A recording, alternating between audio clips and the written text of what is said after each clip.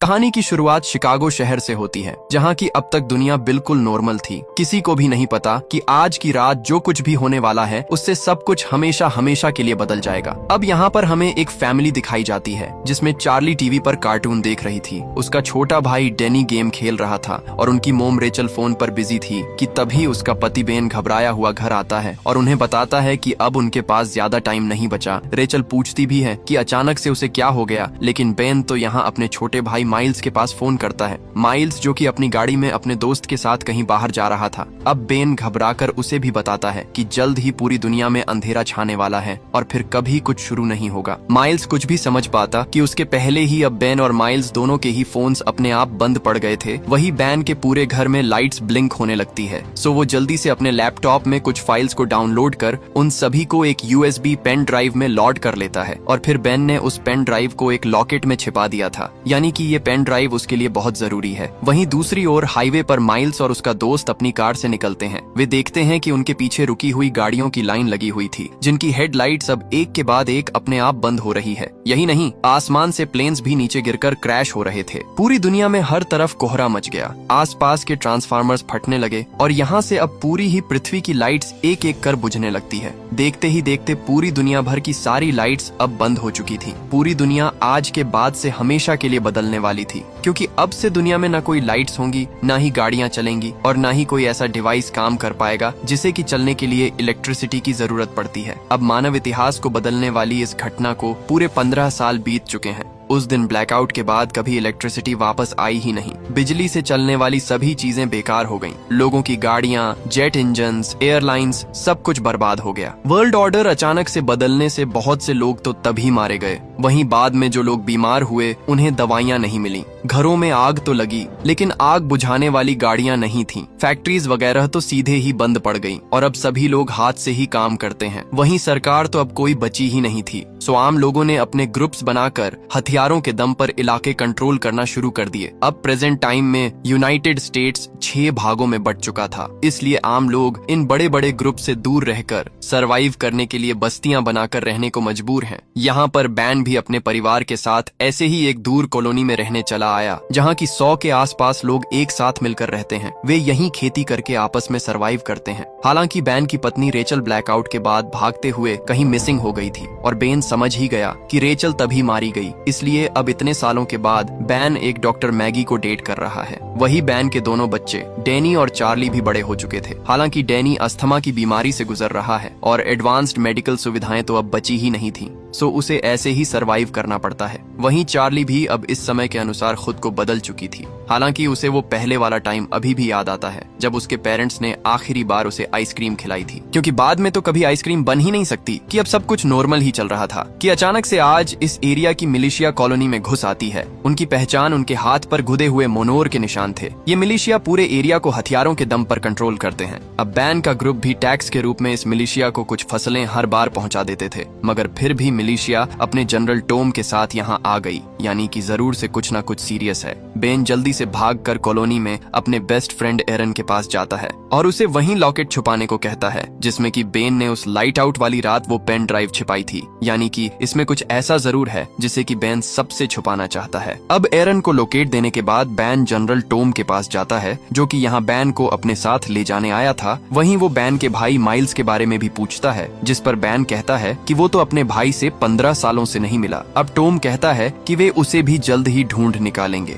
लेकिन अभी तो बेन को उनके ठिकाने पर चलना होगा। कि तभी पीछ से बेन का बेटा डेनी मिलिशिया पर क्रॉसबो पॉइंट करते हुए कहता है कि उसका पिता उनके साथ नहीं जाएगा। बेन अपने बेटे को समझाने की कोशिश भी करता है, क्योंकि इन मिलिशिया के लोगों के पास गन थी और वे उनसे लड़ नहीं सकते, लेकिन इससे कोई फायदा नहीं होता। सबसे पहले गोली बैन को ही जा लगी थी, जिसके बाद अब तो गुस्से में डेनी और पूरी ही कॉलोनी मिलिशिया के लोगों पर अटैक कर देते हैं। हालांकि मिलिशिया के पास गन्स तो थी ही, सो वे बेन के अलावा और भी कुछ लोगों को जान से मार देते हैं और आखिर में जनरल टॉम बेन के बटे डनी को बंधक बनाकर अपने साथ उठा ले जाता है। अब कुछ देर बाद जब चार्ली वापस से अपने घर आती है तो यहाँ उसका पिता बेन, जो कि खून में लथपथ अपनी आखिरी सांसें गिन रहा था, वो मरने से पहले कहता है कि मिलिशिया चार्ली के भाई डेनी को अपने साथ उठाकर ले गए हैं। सो चार्ली को अभी उसके अंकल माइल्स को ढूंढना होगा, जो कि शिकागो शहर में रहता है, और एक वही है जो कि डेनी को वापस ला सकेगा। और ये कहते ही अब बेन की मौत हो जाती है। अब चार्ली ने अपने पिता को अपनी आंखों के सामने मरते देखा था, मगर अभी तो उसके पास शौक मनाने तक का वक्त नहीं, क्योंकि उसे अपने भाई डैनी के बारे में सोचना है। सो वो जल्दी से अपना सारा सामान पैक कर सीधा शिकागो शहर में अपने अंकल माइल्स को ढूंढने निकल पड़ती है। हालांकि बेन की नई गर्लफ्रेंड मैगी और कॉलोनी का बेन का बेस्ट फ्रेंड एरन, वे दोनों उसे अकेले नहीं जाने देते और खुद भी उसके साथ जाने लगते हैं, क्योंकि अब के समय में बाहर का सफर बिल्कुल भी आसान नहीं होता। सो तीनों अब आने वाले कुछ दिनों तक ऐसे ही जंगलों को पार कर आगे बढ़ते रहते हैं। वहीं रास्ते में चार्ली को एक नेट नाम का लड़का भी दिखाई देता है, जिसे देखकर वो शुरू में डर जाती है, क्योंकि अब पूरी दुनिया ब्लैकआउट में चली गई थी। इसलिए तब के बाद से हर इंसान को पहली बार में देखकर खतरा ही समझा जाने लगा है। अब इस रात चार्ली, मैगी और एरन एक टूटे हुए प्लेन में सोने का फैसला करते हैं,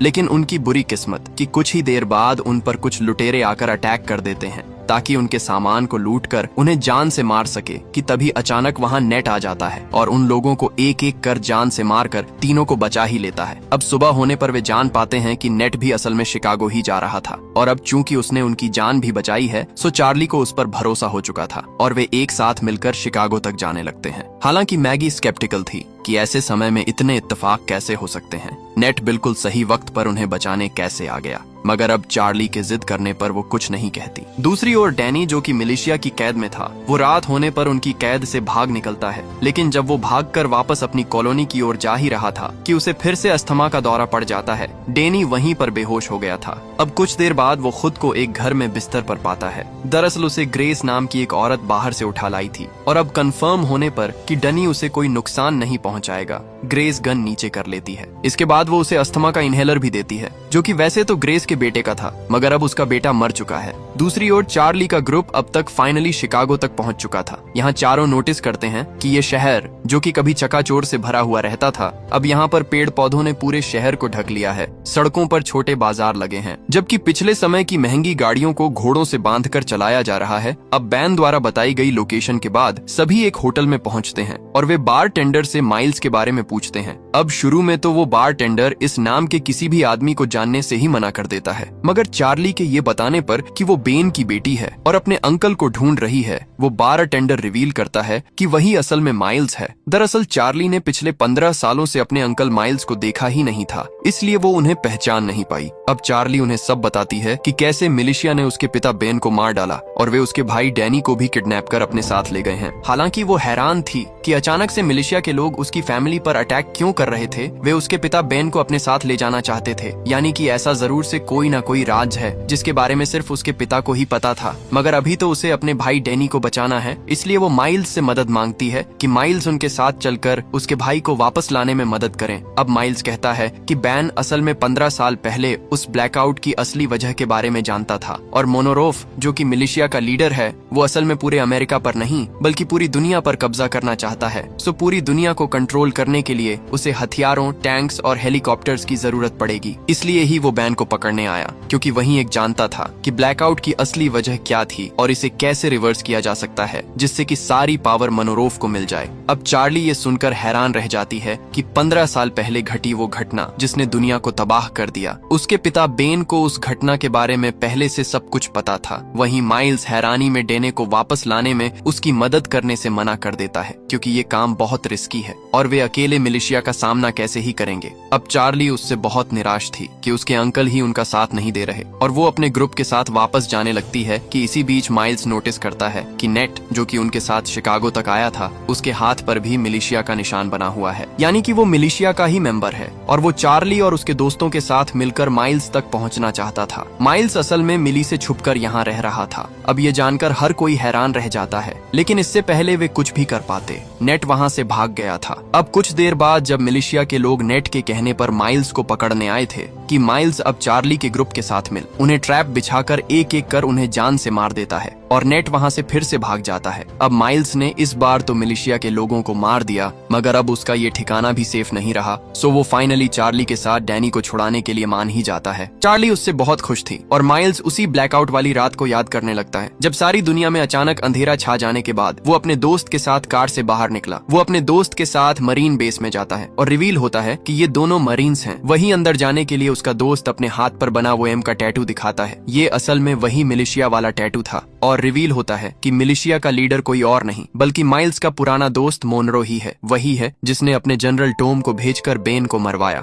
और अब माइल्स को पकड़ने के लिए अपने आदमी भेजे थे। वहीं दूसरी ओर जनरल टॉम और उसके आदमी डेनी के फुटप्रिंट्स का पीछा करते हुए ग्रेस के घर तक आ पहुंचते हैं, जहां शुरू में ग्रेस डेनी को बचाने की कोशिश भी करती है, मगर टॉम के उसे जान से मारने की धमकी देने के बाद ग्रेस को पीछे हटना ही पड़ता है। उसके घर में घुसकर टॉम डेनी को पकड़ लेता है और उनके जाने के बाद रिवील होता है कि ग्रेस के पीछे हटने का मकसद कुछ और ही था। वो चुपके से अपने बेस में जाती है और एक लॉकेट निकालती है। ये सेम बिल्कुल वैसा ही लॉकेट था जैसा कि बेन के पास था और वो उसने एरन को दे दिया था। और अब जैसे ही ग्रेस उसे दबाती है तो अचानक से कमरे में बल्ब चालू हो जाता है। इसके बाद ग्रेस उस लॉकेट को कंप्यूटर में लगाती है और किसी से चैट करना शुरू कर देती है। दूसरी तरफ से जो कि ग्रेस से चैट कर रहा था वो बहुत खुश था कि मिलिशिया को उनके सीक्रेट के बारे में पता नहीं चला, यानी कि ग्रेस और बैन इस लॉकेट के सहारे आपस में जुड़े हुए थे और इस लॉकेट से ग्रेस लाइट तक जला पा रही है। दूसरी ओर माइल्स जाते हुए कहता है कि उसे अपनी पुरानी साथी नोरा को ढूंढना होगा, जो कि उस रेबल ग्रुप की मेंबर है जो कि इकट्ठे होकर मिलिशिया के खिलाफ लड़ते हैं। और नोरा चूंकि एक अच्छी फाइटर है सो डैनी को वापस लाने में वो उनके बहुत काम आएगी। अब एक आदमी से पूछने पर उन्हें पता लगता है कि नोरा को तो मिलिशिया ने पकड़ रखा है और वो उनकी कैद में बाकी गुलामों के साथ काम कर रही है। सो पहले नोरा को छुड़ाने के लिए माइल्स अकेले ही जाने का फैसला करता है क्योंकि वहाँ पर बहुत खतरा होगा। और माइल्स अब बाकी ग्रुप के लोगों को 2 दिन बाद एक लोकेशन पर मिलने को कहता है। हालांकि अगली सुबह जब मैगी और एरन जागते हैं तो वे देखते हैं कि चार्ली भी माइल्स के पीछे पीछे निकल गई। हालांकि अब वे कुछ नहीं कर सकते। सो एरन मैगी को वही बैन वाला लॉकेट दिखाता है जो कि मरने से पहले बेन ने उसे छिपाने के लिए दिया था। एरन ये भी बताता है कि बेन ने पास में ही एक लेडी से मिलने के लिए कहा था और ये लेडी कोई और नहीं बल्कि ग्रेस ही थी। सो दोनों फैसला करते हैं कि चूंकि माइल्स और चार्ली नोरा को छुड़ाकर 2 दिन में लौटेंगे सो क्यों ना वे तब तक ग्रेस से मिल लें जिसे मिलने के लिए बेन ने उनसे कहा था। वहीं दूसरी ओर मिलिशिया के अड्डे पर मेन लीडर मोनोरोव अपने एक आदमी से अपने हथियारों के बारे में पूछता है। मोनोरोव असल में बहुत से हथियार इकट्ठे कर रहा है और जब वो डरा हुआ आदमी उसे कोई जवाब नहीं देता तो मोनोरोव उसे बेरहमी से जान से मार देता है। मोनोरोव दुनिया पर कब्जा करने के लिए कुछ भी करने को तैयार था, जिसके बाद वो दूसरे रूम में अपने दूसरे वर्कर के पास जाता है जिसे कि उसने हथियारों पर रिसर्च करने के लिए अगवा कर रखा था।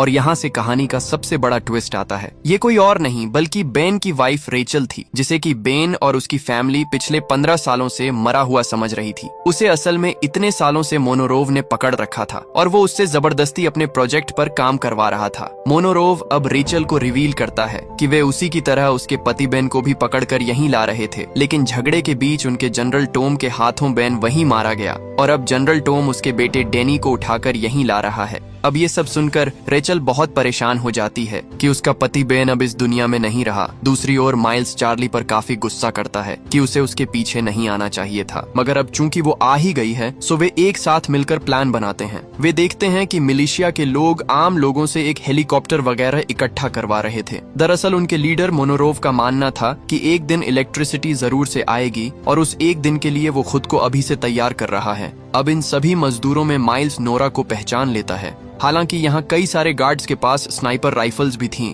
लेकिन माइल्स अपने दोस्त को हर हाल में बचाना चाहता था। सो वो नोरा को बचाने का प्लान बनाते हुए रात होने का इंतजार करता है। अब जैसे ही रात होती है सबसे पहले चार्ली डिस्ट्रक्शन पैदा करती है और वहाँ मौजूद सभी गार्ड्स को दूर भगा देती है, जहाँ फिर माइल्स पीछे से जाकर नोरा को बचाकर अपने साथ ले आता है। हालांकि नोरा इससे बहुत नाराज थी और वो रिवील करती है कि वो तो जानबूझकर खुद ही कैदी बनी हुई थी क्योंकि उसे उन गार्ड की राइफल चुरानी थी। दरअसल उन गार्ड्स के पास ऐसे हथियार हैं जो कि आमतौर पर मिलना काफी मुश्किल होते हैं। माइल्स नोरा से कहता है कि उसे अपने भतीजे डेनी को बचाने के लिए उसकी मदद चाहिए, जिसके लिए नोरा तुरंत मान भी जाती है, लेकिन इसके बदले में वो उनसे इस मिलिशिया के लोगों से राइफल चुराने में मदद मांगती है। सो तीनों मिलकर फिर से प्लान बनाने लगते हैं और नोरा अब एक खोया हुआ इंसान होने का नाटक करती हुई मिलिशिया के पास जाती है और मौका पाकर उन पर अटैक कर देती है। इसके पहले कि बाकी गार्ड्स कुछ भी कर पाते, वहाँ नोरा और माइल्स आकर उन पर हमला कर देते हैं। उन्होंने सबको मारकर सभी गुलामों को छुड़ा लिया। साथ में ही अब उनके पास इतने हथियार भी थे जिन्हें कि नोरा अपने रेबल ग्रुप के लोगों को दे देती है, यानी कि अब वे और ताकतवर हो गए और वे मिलिशिया के खिलाफ लड़ाई में और मजबूत हो गए। अब माइल्स, चार्ली और नोरा आगे बढ़ने से पहले रास्ते वाले ब्रिज को भी बम से उड़ा देते हैं ताकि मिलिशिया के बाकी सैनिक उनके ग्रुप तक ना पहुंच सके।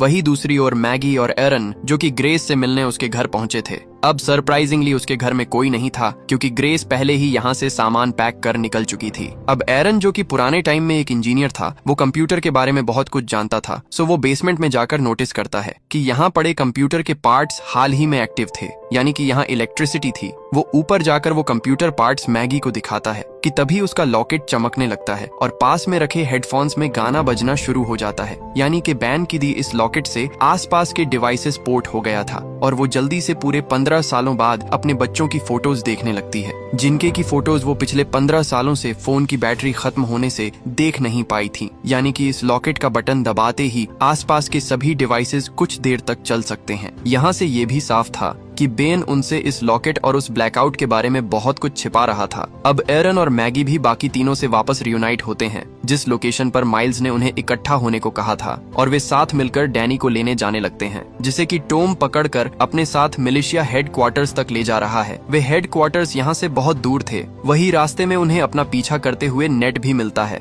हालांकि माइल्स, जो कि नेट को जान से मारना चाहता था, चार्ली उसे ऐसा करने से रोक लेती है, क्योंकि उन्हें डैनी को छुड़ाने के लिए मिलिशिया से कोई बंधक चाहिए, जिसके बदले में वे मिलिशिया से डैनी को एक्सचेंज कर सके। और वे नेट को बंधक बनाकर अपने साथ ले जाने लगते हैं। उन्हें यहाँ से चलते हुए 2 दिन बीत चुके थे, और इस सुबह जब वे एक टाउन से होकर गुजर ही रहे थे कि उन पर बहुत से डॉग्स अटैक कर देते हैं। यहाँ ग्रुप के बाकी लोग तो एक बिल्डिंग में जाकर छुप गए, मगर बाहर मैगी को एक आदमी पकड़ ही लेता है, और वो उसे लूटने के लिए उसे चाकू मारकर वहीं छोड़कर चला गया था। यहाँ बाकी सब मैगी को वापस लाकर उसे बचाने की भी कोशिश करते हैं, मगर अब तक बहुत देर हो चुकी थी, और मैगी आखिरी बार अपने बच्चों की फोट देखते हुए दम तोड़ ही देती है। चार्ली भी इससे बहुत दुखी थी, क्योंकि 15 साल पहले उसकी माँ की मौत के बाद मैगी ही उनकी दूसरी माँ की तरह थी, जिसने उनका इतना ध्यान रखा। वही मिली जो कि डैनी को अपने साथ ले जा रही थी। अब बीच रास्ते में तेज तूफान आ जाता है, सो टॉम अपने साथियों को तूफान के रुकने तक एक बिल्डिंग में छिपने का ऑर्डर देता है, जहाँ पर वो अपना पास्ट भी याद करता है, जब टॉम ब्लैकआउट से पहले सिर्फ एक मामूली सा इंश्योरेंस एजेंट हुआ करता था।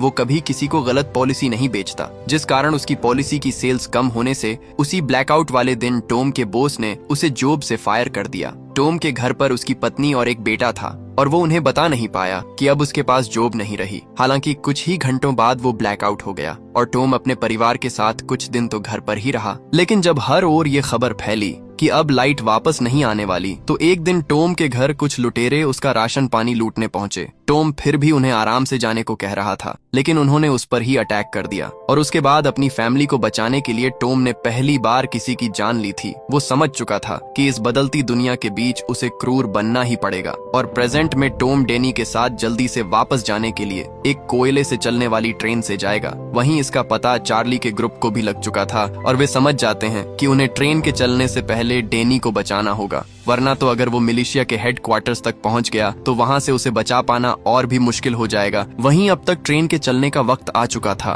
तो चार्ली और बाकी सब अब घोड़ों का इस्तेमाल कर ट्रेन पर चढ़ते हैं। जहां की बाहर बाकी सब मिलिशिया के लोगों से लड़ रहे थे, तो चार्ली को फाइनली अपना भाई डैनी एक डिब्बे में टॉम के साथ दिखाई देता है। डैनी ने भी अपनी बहन को देख लिया था, और वे एक साथ टॉम पर अटैक कर देते हैं। हालांकि टॉम पीछे नहीं हटता, और जब चार्ली टॉम से दूर भाग ही रही थी कि सामने से नेट आकर उसे पकड़ लेता है। वही नेट जिसे कि वे एक्सचेंज के लिए लाए थे। टॉम नेट से कहता है कि चार्ली को पकड़ ले, लेकिन अब सरप्राइजिंगली नेट उसका कहना ना मानते हुए चार्ली को ट्रेन से नीचे फेंककर भगा देता है। वहीं चार्ली को नीचे गिरते देख माइल्स और बाकी सब भी नीचे उतर आते हैं, लेकिन जल्द उन्हें रियलाइज होता है कितनी कोशिश करने के बावजूद वे डनी को छुड़ा नहीं पाए, और अब तो उन्हें मिलिशिया के हेडक्वार्टर्स तक जाना ही पड़ेगा। जबकि टॉम डनी को लेकर अपने हेडक्वार्टर्स तक पहुंच चुका था, जहां की टॉम की पत्नी उसे रिसीव करने आती है, और वो अपने बेटे को देखकर काफी खुशी थी। और यहाँ से रिवील होता है कि नेट कोई और नहीं बल्कि टॉम का ही बेटा था। उसी के कहने पर नेट ने पहली बार चार्ली के ग्रुप से दोस्ती की, और फिर वो माइल्स की लोकेशन तक जा पहुंचा। हालांकि चार्ली के ग्रुप के साथ रहने से नेट को चार्ली से प्यार हो गया,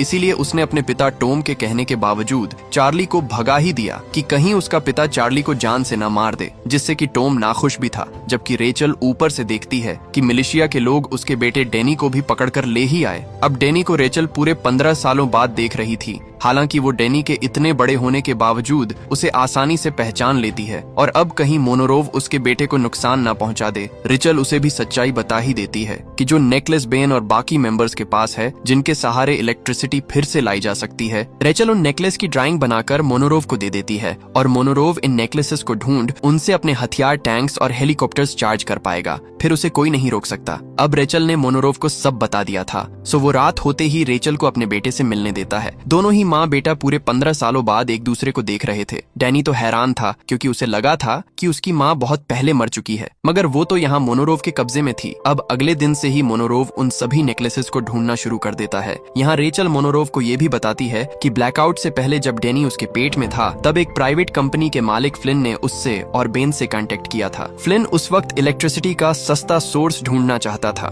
जो कि मौजूदा सोर्सेस से बहुत सस्ती हो। हालांकि जब रेचल को पता चला कि फ्लिन, जिसके लिए वो उसका पति बेन रिसर्च कर रहे थे, वो असल में गवर्नमेंट की सिक्योरिटी फोर्स का हेड था और वो उनके रिसर्च को अपने अनुसार इस्तेमाल कर रहा है, तो उन्होंने उससे दूर होने की कोशिश की। दूसरी ओर चार्ली और बाकी सब यहीं हेडक्वार्टर्स की ओर आ रहे थे, जबकि अब तक मोनोरोव को कुछ नेकलेसेस मिल चुके थे। उसे रेचल ने बता दिया था कि बेन ने ऐसे नेकलेसेस उसके साथ काम करने वाले कोलेग में बांट दिए थे। सो मोनोरोव अब रेचल को नेकलेस देते हुए कहता है कि अब उसे एक ऐसी मशीन बनानी है जो कि नेकलेस की एनर्जी हार्नेस करके उनके फाइटर प्लेन्स को पावर दे सके। फिर उन्हें कोई नहीं रोक पाएगा। वही फ्लिन जिसके अंडर बेन और रेचल काम किया करते थे। अब मोनोरोव के हाथों एक नेकलेस आते ही वो सावधान हो जाता है। ग्रेस भी उसी के साथ थी, यानी कि फ्लिन अंदर ही अंदर कुछ छुपा रहा है। कहानी के शुरू में वो फ्लिन ही था जो कि ग्रेस को मिलिशिया से छुपने को कह रहा था। फ्लिन नहीं चाहता था कि मिलिशिया को उनके नेकलेस के बारे में पता चले। अब फ्लिन का रियल मोटिव क्या है, ये बहुत बड़ा राज्य है जो कि हमें कहानी के आखिर में पता चलेगा। वहीं अब तक मिलिशिया में रेचल ने वो मशीन बना दी थी जिससे कि वो नेकलेस की पावर हार्नेस कर फाइटर जेट्स को शुरू कर सके। सो मिलिशिया के गार्ड्स रेचल को डैनी के साथ बंद कर देते हैं। वहीं अब तक बाहर चार्ली का ग्रुप भी डैनी को लेने आ चुका था। सो माइल्स सभी को अपने एक पुराने साथी के घर में छुपने को कहता है, जो कि उन्हें मोनोरोव के ठिकाने के अंदर घुसकर डैनी को निकालना होगा। सो अब चार्ली को आराम करने के लिए छोड़कर माइल्स, एरन और नोवा तीनों प्लान बनाने बाहर निकल पड़ते हैं कि डैनी को कहां बंद किया गया होगा। लेकिन अब जैसे ही वे बाहर गए ही थे कि टॉम के आदमी अंदर आकर चार्ली को भी पकड़ लेते हैं और वे उसे भी उसी सेल में बंद कर देते हैं जहां की उसकी माँ और भाई डैनी बंद थे। यहाँ चार्ली भी अपनी माँ रेचल को देख हैरान रह जाती है कि वो इतने सालों से यहीं कैद थी। वो भागकर अपने भाई डनी को भी गले से लगाती है, जिसे कि लेने वो यहाँ तक आई थी। मगर यहाँ तो उसे डैनी के साथ साथ उसकी माँ रेचल भी मिल गई।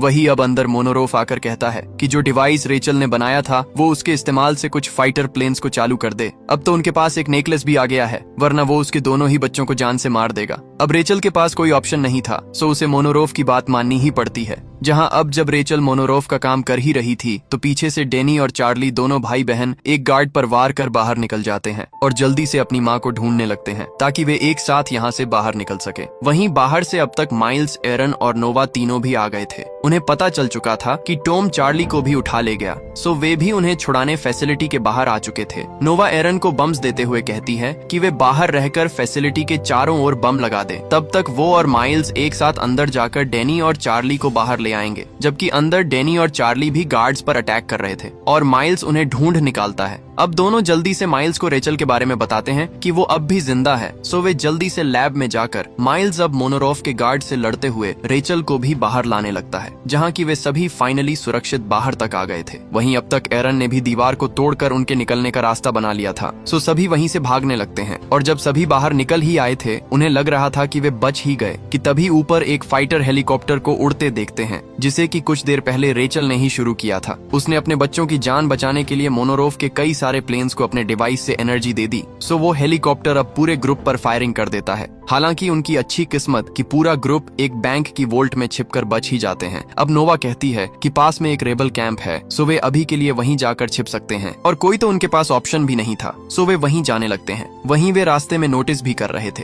कि चूंकि अब मिलिशिया के हेलीकॉप्टर्स एक्टिवेट हो गए हैं, तो कई सारे हेलीकॉप्टर्स पास के रेबल ग्रुप के ठिकाने पर जा रहे हैं ताकि अपने सभी दुश्मनों को जान से मार सके। और जब तक ग्रुप उस ठिकाने पर पहुंच पाता, अब यहाँ तो कोई जिंदा ही नहीं बचा था। रेचल भी कहती है कि उसने मजबूरी में मिलिशिया को वो पावर दे दी जिससे कि वे हर ओर तबाही फैला रहे हैं, सो ग्रुप यहाँ से और आगे निकल जाता है। लेकिन इसी बीच टॉम, जिसने उन्हें नोटिस कर लिया था, वो अपने बेटे नेट से कहता है कि वो मेन हेड क्वार्टर्स में मैसेज भेजकर इस कॉलोनी पर एयर स्ट्राइक करवा दे, जिसमें माइल्स का पूरा ग्रुप मारा जाएगा। हालांकि नेट इसके लिए मना कर देता है क्योंकि वो अब तक चार्ली से प्यार करने लगा था। वहीं वे सिर्फ माइल्स के ग्रुप के लिए पूरी कॉलोनी के लोगों को नहीं मार सकते। अब टॉम ये सुनते ही नेट पर भड़क उठता है। पहले ही एक बार उसने क्लेयर को भगा दिया था और इस बार फिर से वो उसका साथ नहीं दे रहा। सो टॉम इस बार अपने बेटे को ही डिसोन कर देता है और उसे निकाल देता है। यहाँ नेट सीधा भागकर चार्ली के पास जाकर सच्चाई बता देता है कि वो असल में जनरल टॉम का बेटा है, जो कि अपने पिता के कहने पर उन पर नजर रख रहा था। मगर अब वो समझ चुका है कि वो कितना गलत था। वो आगे ये भी रिवील करता है कि उसके पिता ने उन्हें यहाँ देखने के बाद जल्द ही यहाँ एयर स्ट्राइक होने वाली है, सो उन्हें जल्द से जल्द यहाँ से निकल जाना चाहिए। अब चार्ली जल्दी से वापस रेबल कैंप में आकर सभी को ये जानकारी देती है कि उन्हें जल्द ही एयर स्ट्राइक के लिए तैयार रहना होगा और उन्हें भी हथियार चाहिए। यहाँ वे डिस्कस कर ही रहे थे कि अब तक मिलिशिया के हेलीकॉप्टर्स वहाँ आ जाते हैं। उन्होंने कई सारे रेबल सोल्जर्स भी मार दिए थे कि तभी पीछे से माइल्स और रेचल अब एक गाड़ी में रॉकेट लॉन्चर ले आते हैं। माइल्स को इससे हेलीकॉप्टर में मौजूद एक एम्पलीफायर से हिट कराना था कि इसके पहले ही अब एक रॉकेट गिरने से वो दूर जा गिरा था। अब सब कुछ बर्बाद होते देख डेनी अकेला ही आगे भागकर खुद ही रॉकेट लॉन्चर लेकर उस हेलीकॉप्टर पर फायर कर देता है और उसका निशाना भी सही जा लगा था और वो हेलीकॉप्टर सीधा नीचे क्रैश होने लगता है। हालांकि डेनी की बुरी किस्मत गिरते हुए हेलीकॉप्टर से ऑटोमेटिक गन अभी भी चालू थी और कई सारी गोलियां सीधी डेनी को जा लगती है, जिसे कि वो वहीं मारा गया था। हर कोई दुखी था। अभी तो रेचल का परिवार फिर से मिला था कि फिर से उन्होंने एक और मेंबर को खो दिया और वे फैसला करते हैं कि वे कैसे भी करके मोनोरोफ को जान से मारकर इस मिलिशिया को यही खत्म कर देंगे। दूसरी ओर फ्लेन, जिसने पहली बार ये एक्सपेरिमेंट किए थे, वो सीधा मोनोरो के पास जाकर एक हैरानी वाली बात रिवील करता है। वो कहता है कि जिन नेकलेस के पीछे मोनोरोफ भाग रहा है वे तो कुछ भी नहीं, वे चाहे तो पूरी दुनिया में फिर से लाइट ला सकते हैं और फिर मोनोरोफ पहले सभी एटॉमिक शक्तियों पर काबू करके सब कुछ कंट्रोल कर सकेगा। फ्लिन यहाँ अपने पास्ट के बारे में बताता है जब वो सिक्योरिटी डिपार्टमेंट का हेड था और उसका बेटा आर्मी में था, मगर एक दिन उसे खबर मिली कि उसका बेटा अफगानिस्तान में एक मिशन के दौरान जान से मारा गया। उसके बाद तो फ्लिन और उसकी पत्नी बिल्कुल अकेले हो गए। उनका इंसानियत से भरोसा उठ चुका था और तभी से फ्लिन ने फैसला किया कि वो पूरी दुनिया को ही तबाह कर देगा। उसने एक अलग से प्राइवेट कंपनी बनाई और फिर बैन और रेचल समेत सभी फेमस साइंटिस्ट को इकट्ठा कर उनसे एक ऐसा वायरस बनवाया जो कि पूरी दुनिया की इलेक्ट्रिसिटी को ही बंद कर सकता था। वहीं गवर्नमेंट में सिक्योरिटी हेड होने के कारण फ्लिन के पास सारी पावर्स थी, सो उसने बेन और रेचल को ये नहीं पता लगने दिया कि उसने उस मशीन को छुपाया कहाँ है जहाँ से हर ओर की लाइट्स बंद की गई। और फ्लिन अब मोनोरोफ को रिवील करता है कि वे उसी मशीन को फिर से शुरू कर अब फिर से पूरी दुनिया को नॉर्मल बना सकेंगे। हालांकि फ्लिन इसके लिए शर्त रखता है कि चूंकि वो मोनोरोफ की सब कुछ कंट्रोल करने में मदद करेगा, सो उसे इसके बदले में स्पेशल पावर्स चाहिए। वहीं अब तक रेचल के ग्रुप को भी पता लग चुका था कि यहाँ से बहुत दूर फ्लिन ने एक टावर में सेटअप लगाया हुआ है जहाँ से वे पूरी दुनिया की लाइट फिर से ला पाएंगे। वे सभी मिलकर उसी टावर पर जाने लगते हैं, लेकिन जब वे उस टावर तक पहुँचे ही थे कि वे देखते हैं कि मोनोरोफ तो फ्लिन और अपने गार्ड्स के साथ पहले से यहाँ पहुँच चुका है। रेचल समझ जाती है कि फ्लिन ने मोनोरोफ को सारी बातें बता दी, सो वो प्लान बनाती है कि वो अकेले मोनोरोफ के पास जाकर उसका ध्यान भटकाएगी और तब तक बाकी टीम टावर में घुस जाए और फिर मोनोरोफ के वहाँ पहुँचने से पहले सारी लाइट्स को शुरू कर दे। सो रेचल अब एक बम लेकर मोनोरोफ के पास जाती है, जिसे कि तभी पकड़ लिया गया था, मगर उनका प्लान काम नहीं किया। उल्टा मोनोरोफ अब रेचल को साथ लेकर टावर में ले जाने लगता है। वहीं बाहर माइल्स और बाकी के मिलिशिया सोल्जर्स पर अटैक कर उन्हें जान से मारने लगते हैं और बाकी बचे हुए सोल्जर्स पर फायर कर वे भी फाइनली टावर के अंदर पहुंच ही गए थे।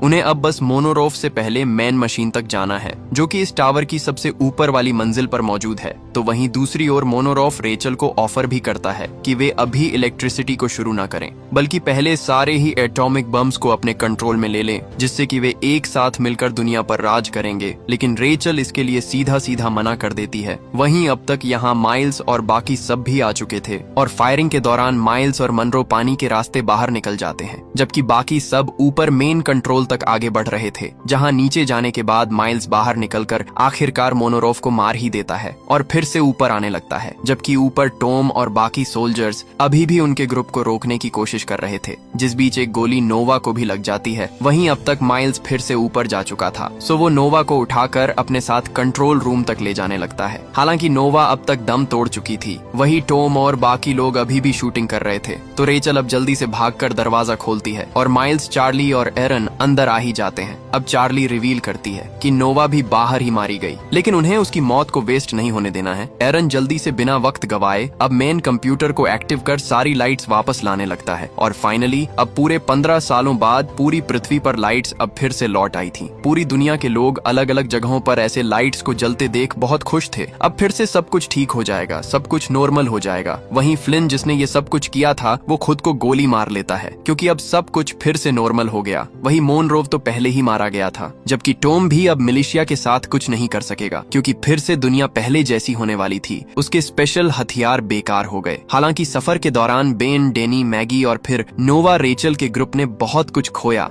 लेकिन उन्होंने सब कुछ फिर से ठीक कर ही दिया। और इसी हैप्पी एंडिंग के साथ ये कहानी यहीं पर खत्म हो जाती है। दोस्तों, वीडियो पसंद आई हो तो वीडियो को लाइक और कमेंट करके जरूर बताएं। बाकी मिलते हैं आपसे अगली वीडियो में।